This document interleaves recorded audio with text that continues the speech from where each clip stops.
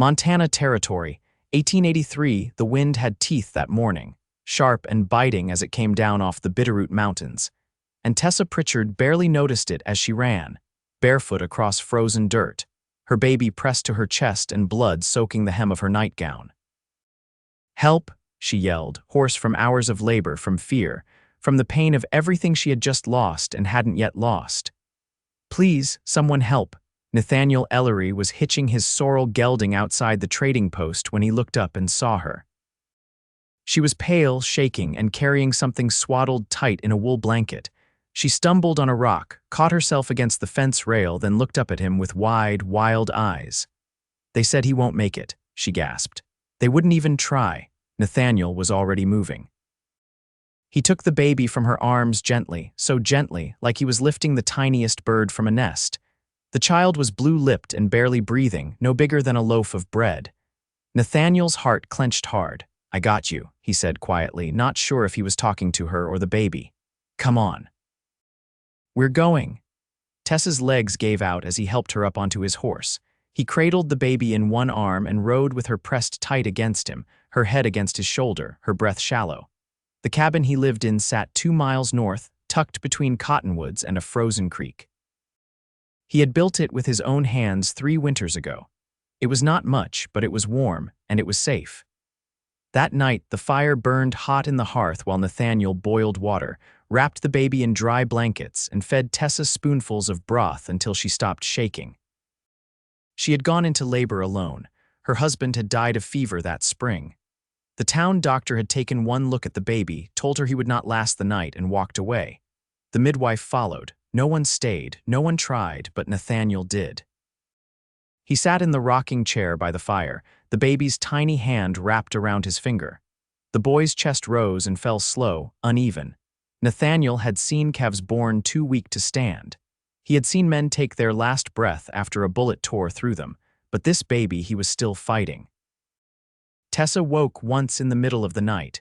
She saw Nathaniel sitting there, eyes red from lack of sleep, holding her son like he was the most important thing in the world. "You do not have to stay," she whispered.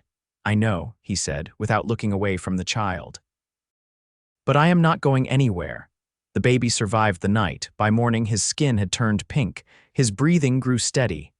Tessa cried when she saw him still alive, still warm, still with her. She buried her face in Nathaniel's shoulder, and he held her with one arm, the boy still nestled in his other. "He needs a name," Nathaniel said. Tessa looked at her baby for a long time. Then she whispered, "Bennett." Nathaniel smiled, slow and quiet. "Bennett's a good name."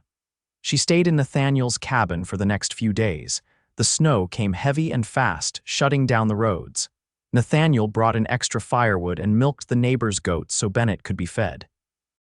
At night, Tessa slept in the bed while Nathaniel curled up in front of the fire. One evening, she found him outside chopping wood, sleeves rolled up, sweat beading on his forehead despite the cold. She leaned in the doorway, Bennett asleep in her arms, and watched him for a long moment. "You saved us," she said softly. He stopped, turned to her. "No, I just stayed. You did the hard part." Their eyes met, and something passed between them, quiet, strong, and real. Inside, she laid Bennett in a basket lined with wool and sat down by the fire. Nathaniel poured her a cup of coffee, his hands rough and steady. They sat in silence for a while, the kind of silence that settles deep and easy. "You always live out here alone?" she asked. He nodded. "Used to ride with a cattle outfit down south. Got tired of answering to men with more money than sense. Came up here, built this place. You ever married?" "No," she nodded, looking into the fire. He was kind, got sick too fast." Nathaniel stared into the flames. "You loved him." "I did." Her voice broke a little. "But I do not think I ever felt safe, not like this." He looked over at her, his eyes searching her face. "You are safe now." That night, when she fell asleep on the floor beside the fire, he watched her for a long time. He did not know what this was building into. He only knew he had never wanted to protect anything the way he wanted to protect her, and that baby. The next morning, she made biscuits from flour she found in his cupboard. He laughed when she burned the first batch and helped her knead the second. She laughed too, and the sound of it lit up the cabin brighter than the sun ever could. Bennett likes you, she said, feeding the baby as Nathaniel poured more coffee. Nathaniel looked at the boy with a quiet smile. I like him too, she watched him, her heart tightening. I do not know how to thank you. You already have, he said. She did not ask what he meant. She just smiled, and something in her chest, something broken, started to feel whole again. The snow kept falling, but inside the cabin it was warm. And for the first time in a long time, Tessa felt like maybe, just maybe, she was home. The snow began to let up by the fifth morning, sun glinting off the drifts like pale gold fire.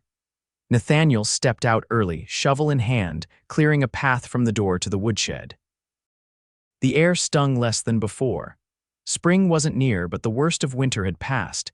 Inside, Tessa stood near the hearth with Bennett cradled against her chest, rocking side to side in a rhythm born of instinct. She hadn't asked to stay longer. Nathaniel hadn't offered. But each day they didn't speak of her leaving, the more natural it felt that she was still there. When he came back in, boots thudding softly against the plank floor, she looked up. Your woodpile's near empty, she said. Hadn't planned on company, he replied, brushing snow off his sleeves. I can help split it, she added, already setting Bennett in the cradle he'd made from a whiskey barrel and old quilts. Nathaniel raised a brow. You just gave birth less than a week ago. I gave birth, she said, tying her hair back with a strip of calico. I didn't forget how to use an axe. He didn't argue, only handed her his second pair of gloves. They worked side by side beneath a pale blue sky. She split smaller logs while he tackled the thick rounds. Her motions were careful but sure, the sleeves of her dress pinned up with pieces of twine. When the pile was rebuilt, she leaned on the handle, breath curling in the cold air. I dreamed of doing this once, she said. When I was a girl, I mean, living off the land, making something that was mine. Nathaniel wiped sweat from his brow. What happened? I married a man who wanted town. Shops, neighbors, proper windows. She smiled faintly. He meant well, but I always felt penned in. He set down the axe and leaned against the stack of kindling. You want to stay here? She didn't answer right away. Instead, she crouched beside a patch of ground where the snow had thinned and ran her fingers across the frozen earth. I don't think I know yet, she said. That night, she mended one of his shirts by lamplight while he carved a new handle for the kettle. Bennett slept between them in the cradle, his tiny body curled like a comma. You always this quiet? She asked, threading her needle again. He glanced up. Only when I'm listening. To what? The way you hum when you finish a stitch. The way Bennett grunts when he dreams. The sound the fire makes when it's burning dry pine. She didn't say anything, but her hand stilled on the fabric. You listen close, she said finally. I never saw the point in talking more than needed. Maybe that's why I trust you. The fire popped and settled deeper into coals. Nathaniel leaned forward and added one more log. She watched how his shoulders moved beneath the fabric of his shirt, how his hands were steady even when doing something as small as adjusting a piece of wood. He'll need a christening, she said quietly. Bennett. When the road's clear, I'll take him to the mission. Nathaniel nodded. I'll ride with you. She looked over, eyes catching his. You would? He didn't smile, just met her gaze steady. He's got my finger. Might as well have my word too. She turned back to her mending, but her mouth curved softly at the edges. Later, long after she had gone to bed and the cabin had gone quiet, Nathaniel sat near the cradle, one hand resting on the edge. Bennett's tiny fingers curled and uncurled in sleep. Nathaniel didn't speak, but he didn't need to. The boy breathed easy. That was enough. In the stillness, with only the firelight flickering across the walls, Nathaniel let himself remember a name he hadn't spoken in years. A woman with dark hair and a laugh like summer rain. She died young, left him with nothing but silence and a piece of land too big for one man. He hadn't let anyone in since, but this wasn't like before. This wasn't a wound reopening, this was something taking root, and he was ready to let it grow. By mid-February, the road to town had thawed enough for wagon wheels to pass without sinking. Tessa stood at the edge of the clearing that morning, Bennett swaddled against her chest, her eyes on the track that curved through the trees. Nathaniel was cinching the harness on the mare, his movements quiet and sure. She hadn't spoken much all morning. Not from coldness, just the weight of a decision she hadn't voiced yet. You still want to go? Nathaniel asked, tying down the last strap on the wagon bed. Tessa adjusted the wrap, holding Bennett.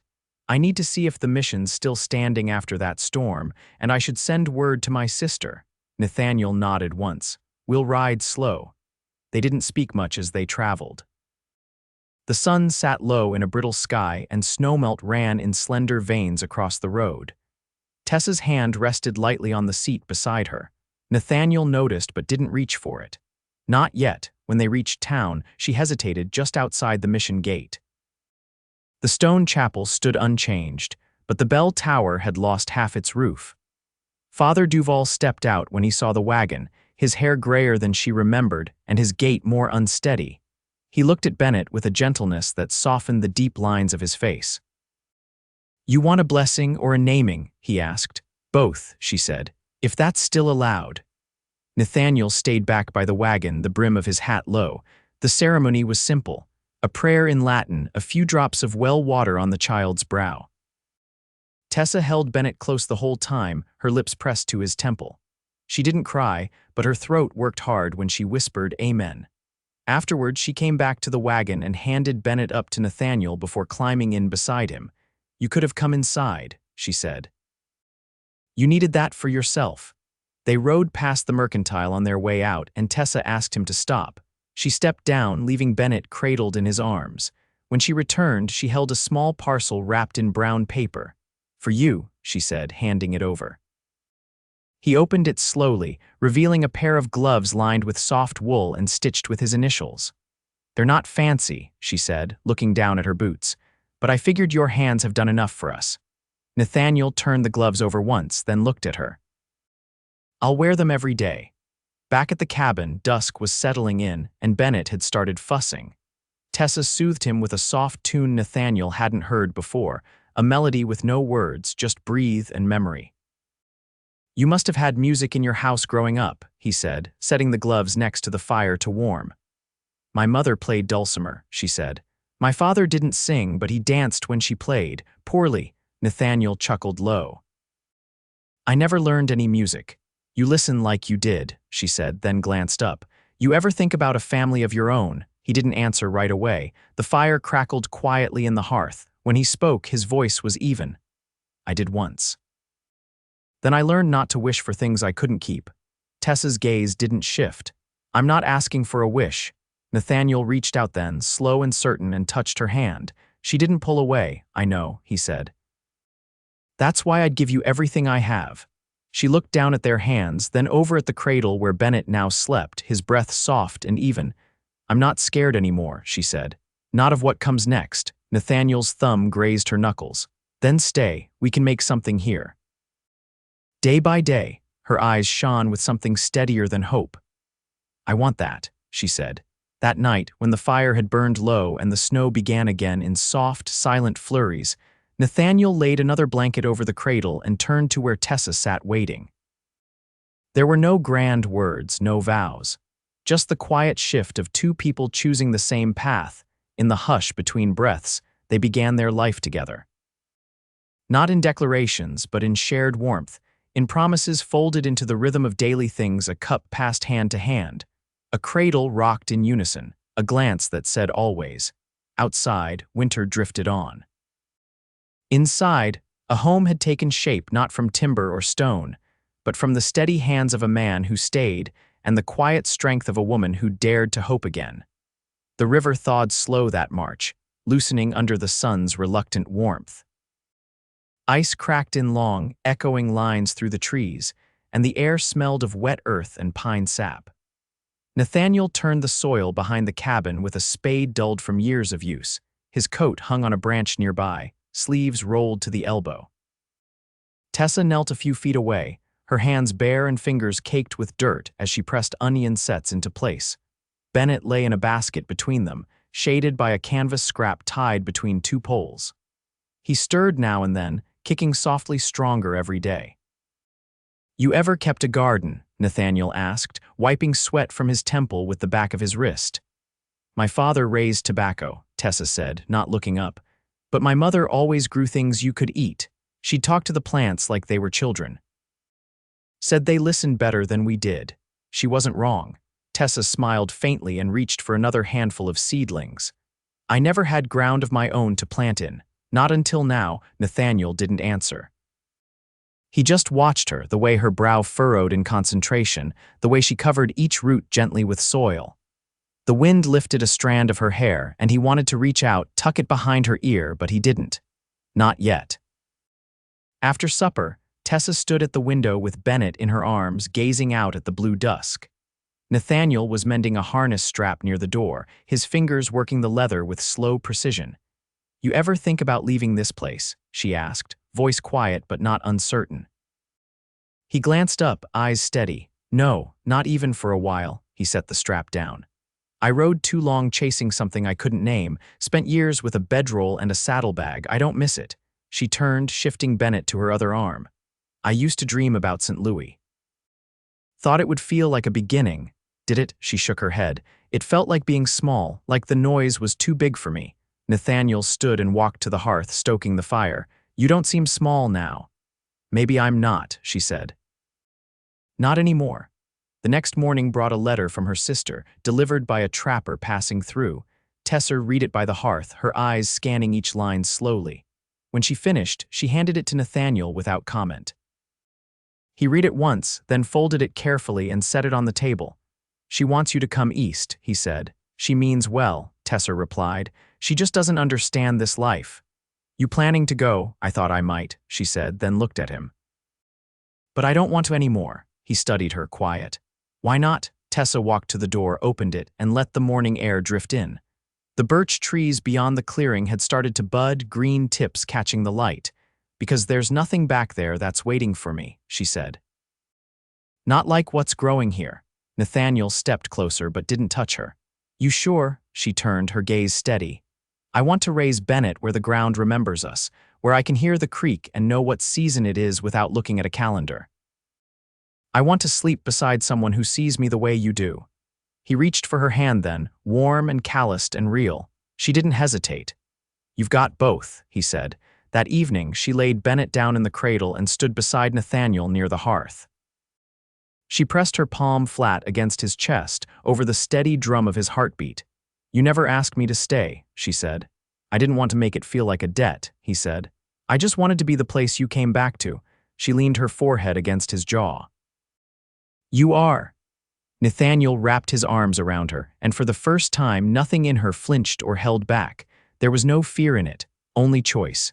Outside, the last of the ice in the trees let go and fell in soft thuds to the forest floor. Inside, the fire burned low and steady, and the silence between them held something deeper than words, something lasting. By late April, the creek behind the cabin ran full and fast, carrying pine needles and bits of last year's leaves down toward the valley.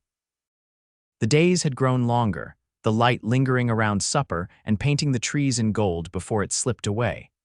Nathaniel built a pen for the goat and a second cradle-sized chair from scrap oak. Tessa started stitching a quilt from the old shirts he didn't wear anymore. One morning, Nathaniel came in from checking the trapline with a letter in his coat. He handed it to Tessa without a word, his hand brushing hers. She read it slowly at the table, lips pressed together as her eyes moved over the page. "It's from the county clerk," she said, folding it carefully.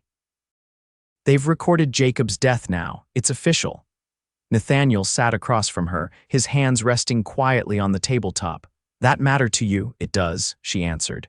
"It doesn't change what's been, but it lets me know I can start again without looking over my shoulder." He nodded. "You already started." She looked at him, something soft blooming in her expression. "I want another name, for you," he asked, "for all of us." Nathaniel leaned back a little, his eyes steady. "You don't need mine to belong here." "I know," she said, voice low. "But I want it just the same." They married in June with the wildflowers high in the pasture and the air smelling of damp grass and the sweet tang of cottonwood. Father Duval rode out from the mission, hitching his mule beside the porch and adjusting his coat with stiff fingers. Tessa wore a dress she'd sewn from a length of muslin Nathaniel had traded for in town. She'd hemmed it by lamplight after Bennett fell asleep, her stitches slow and careful. Nathaniel wore the shirt she'd mended months before, its collar still slightly crooked where the thread had pulled. Neither of them had rings, but when their hands joined, there was nothing missing. "I ain't much for sermons," Father Duval said, brushing his hat with one hand, but I know a bond when I see it. Bennett gurgled once from his basket as they said their vows, the sky overhead wide and cloudless.